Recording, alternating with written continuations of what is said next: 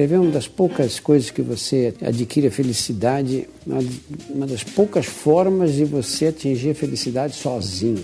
Você pega o computador, você pode estar contra uma parede branca. Na hora que você vai alinhando as palavras, alinhando aquilo, na hora que aquilo pega um sentido forte, te dá uma felicidade que é independente do que os outros vão achar a respeito daquilo que você escreveu. Para mim, escrever é uma forma de pensar mais profundamente sobre algumas coisas. Eu acho que quando eu escrevo, é a minha forma de pensar de forma mais profunda mesmo. Escrever é a melhor forma de se expressar, assim. É como eu passo o que eu sinto pros outros e pra mim mesma. Eu acho que é se autoconhecer, é construir uma história sua através de papel e caneta.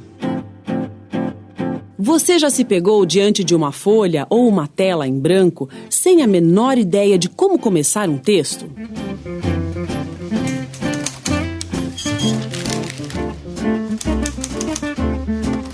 Eu normalmente saio só escrevendo.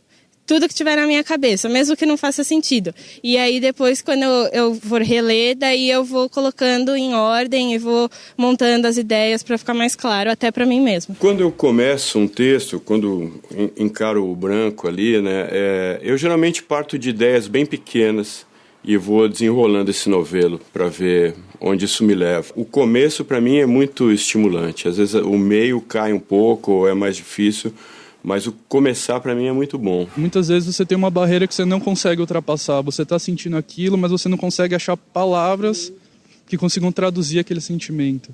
E eu acho que isso é o maior obstáculo. Passando isso, você consegue fluir.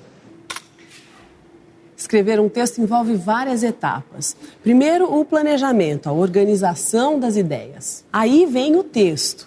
E, por último, mas não menos importante, a revisão do que foi escrito. Vamos conhecer duas pessoas que escrevem com frequência para entender como elas lidam com essa tarefa. Paulo é escritor. Lucas é estudante e adora escrever poesias.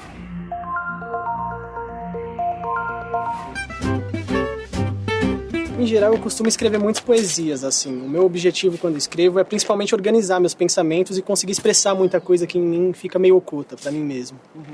Como é que é o seu processo de escrita? Olha, geralmente me surge alguma ideia, assim, um lampejo, uma centelha de inspiração que eu coloco no papel e a partir daquilo eu vou trabalhando o texto. Seu processo de escrita, como é que é? Você anota tópicos, você faz anotações num bloquinho, depois passa para o computador? Algumas coisas eu anoto, não é? Tem aquele lugar comum do escritor que dorme com um bloquinho assim no criado mudo e uma caneta, né? Até porque eu já utilizei até material de sonho, eu já utilizei para os meus livros. Depois tem uma pasta, pasta com frases, pasta de temas e eventualmente imagens que podem ser assim sugestivas e úteis e tal. Vou guardando tudo no computador. Faço pesquisa, faço investigação e então me sinto mais seguro porque já vai assim, mais ou menos assim mapeando o caminho, né? Lucas, o que você acha que é necessário para uma boa escrita? É clareza, coerência, síntese? Olha, a princípio uma boa ideia, porque você tem que ter alguma coisa para escrever e depois você tem que dar uma coesão nas suas ideias, assim, organizar de uma forma que a pessoa que vai ler possa entender o que você quis dizer com as palavras. Como é que você faz quando você tem que produzir alguma coisa, um trabalho para a faculdade, por exemplo? É diferente trabalhar dentro de um tema determinado, assim, porque aí eu não tenho toda a liberdade que eu teria fazendo a minha própria criação, mas eu tento ler a respeito e aí eu trabalho mais a linguagem, assim, para ser bem coerente dentro do tema. O que é necessário para se escrever bem? Existem algumas regras que foram testadas pela história da literatura, pelos melhores escritores, não é? E que são boas dicas para se escrever bem. Uma delas, eu acho que a gente deve sempre começar pela clareza. Porque se nós escrevemos uma coisa que está confusa na nossa cabeça, está confusa no papel, por mais boa vontade que o leitor tenha, se ele não entender aquilo, ele vai parar rapidamente. Não é? Então a clareza é essencial. Nós não ficarmos assim limitados às impressões que nós temos. Nós sabemos passar isso de uma forma lógica e clara. Não é? Isso não significa de maneira nenhuma que o escritor tem que ser superficial. Sim. Ou raso. Pode transmitir os conteúdos mais complexos, não é? Com clareza, pode se deve. Outro é a concisão. Aquilo que você pode falar, escrever em 10 linhas, se você escrever em 100 linhas, você apenas encheu linguiça e enxugou o gelo. Isso não é boa literatura. Depois é a coesão, que acho que toda forma narrativa, seja teatro ou cinema, tem que ter no final, a gente vê se não tem assim, pontas soltas. Acho que essas são as 3 virtudes principais: clareza, concisão e coesão. Depois que você terminou, que você considera terminado o seu texto, você chama alguém para ler, para fazer uma revisão, para dar alguma opinião sobre o que você escreveu? Sim, eu tenho um outro amigo que costuma escrever bastante também. A gente troca essa ajuda, assim. Eu passo os meus textos para ele os dele para mim, e a gente vai se ajudando, dando palpites um no outro. Como é que você encara essas críticas? Às vezes você faz mudanças ou não? Sempre tem que estar atualizando, assim. Eu geralmente releio os meus textos. E eu acho alguma falha ali que precisa melhorar e vou lapidando, assim. Como uma pedra de mármore, assim, que eu vou construindo uma escultura, mas em palavras. E a revisão, ela faz parte do processo de escrita. Se a gente vai escrever um bilhete, às vezes, pega um pedacinho de papel ali para colocar na porta da geladeira, você começa a escrever, daí já rabisca, joga fora e pega um outro papel, porque ali mesmo no processo da escrita, você já percebeu que dizer de uma outra maneira ia ser mais eficiente. Então, a reescrita, ela não precisa ser feita porque o texto está ruim. Só necessariamente porque eu não sei fazer, então eu tenho que fazer várias vezes. Não, ela faz parte do processo de escrita e todo mundo reescreve.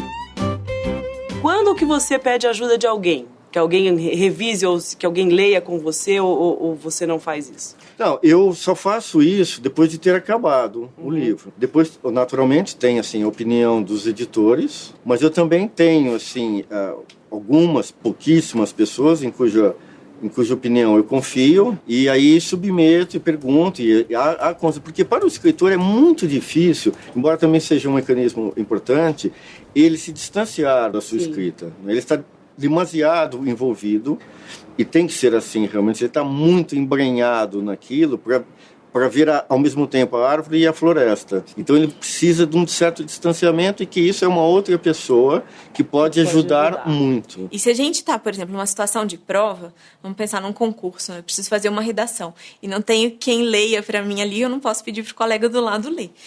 Mas eu posso fazer o meu rascunho e guardar esse texto. E aí vou para as questões, nunca é só um texto, né? Vou fazer outras coisas e depois eu volto. A gente vai ver que o olhar já vai ser outro, porque a gente se distancia um pouco. E aí a gente já consegue rever alguns probleminhas que poderiam dar uma outra interpretação, diferente do que a gente queria. Então a gente já consegue. Esse distanciamento, ele é sempre muito importante.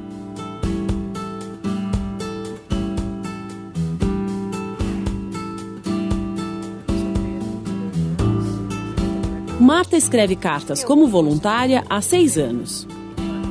Eu queria que você contasse pra gente como é que é o seu processo de escrita de uma carta, Marta. A nossa orientação, pelo menos, é ser bastante fiel. Conforme a pessoa vai falando, a gente vai escrevendo, né? Às vezes a pessoa não sabe o que dizer, né? Muitas vezes.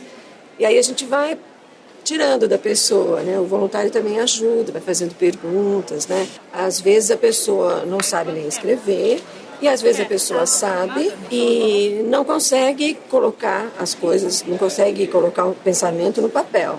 Eu não vejo a hora de estar aí com vocês. Estou morrendo de saudades. Quais são os assuntos que as pessoas normalmente querem escrever? Então, nós temos cartas para familiares que estão distantes ou para presidiários, para... Normalmente pessoas que não podem usar o celular, porque o celular hoje é muito comum, né? Então, quando escreve uma carta, a pessoa quer mandar notícia, né, da família. Eu tenho muita saudade, daquela comidinha que a senhora prepara. O texto falado, como a carta ditada para outra pessoa escrever, traz uma carga de emoções percebida na entonação da voz, nos gestos e na expressão de quem fala. Meu coração é seu. Já no texto escrito, é preciso traduzir essas emoções em palavras. O que eu queria mesmo era ver a cara daquele desgraçado de novo. A senhora que tem experiência, o que é que eu falo agora para ele? Sinto muito a tua falta. Me dói acordar e não ter você ao meu lado. Agora quem mergulhou foi eu e Antero. Eu também, mas Deodoro ajudando. No filme Narradores de Javé, uma pessoa é chamada para escrever a história de um vilarejo que será alagado para a construção de uma usina. Então vamos nós mesmos hoje escrever a A grande história do Vale de Javé. Vamos colocar no papel os enredos, gente. Desencavar da cabeça os acontecimentos de valor. Os moradores de Javé contam com devoção passagens vividas e ouvidas no vilarejo. E na hora de ir para o papel, o escritor se encarrega de tornar o texto mais atraente. Matou e levou para matar a fome de nossa gente. Não disse uma palavra e... Hein? Por que você não está escrevendo? O quê, meu Deus? Estou escrevendo. E eu sou cego. Eu não estou vendo que você não está mexendo a mão em cima desse papel. Sente. Também não dá para escrever tudo de uma carreira só, né? Aliás, o senhor vai me desculpar, mas esse negócio de indalece lá e pegar um boi assim sem mais ou menos não tá bom, não. Por que não tá bom? Ninguém vai entregar um boi assim de graça.